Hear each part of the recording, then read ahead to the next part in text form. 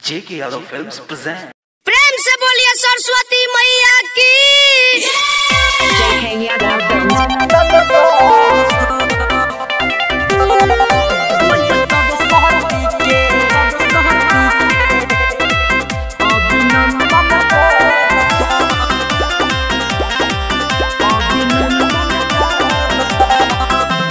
दुआरी ओइली मैया माथे चंदन कोरस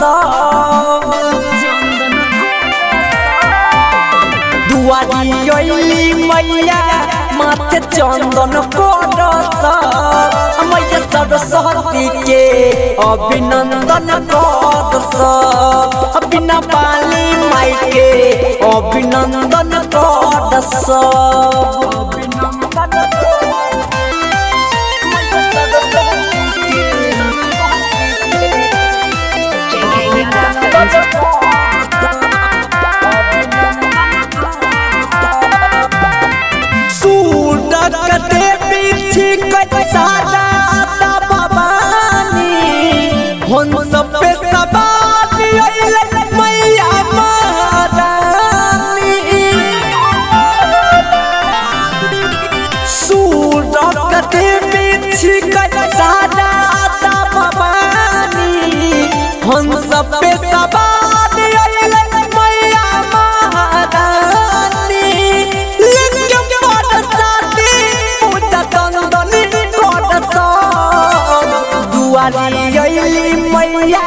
मत चंदन कोरस मैया सरस्वती के अभिनंदन करस बिना पाली माई के अभिनंदन करस।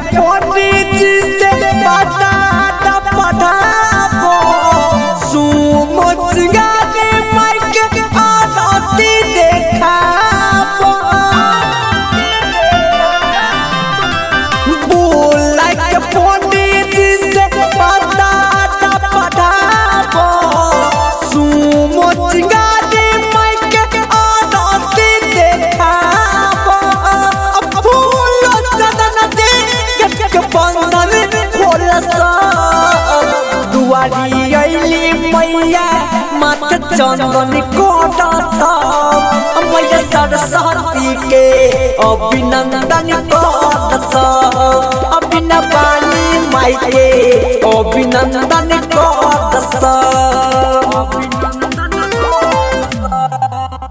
जेके यादव फिल्म्स।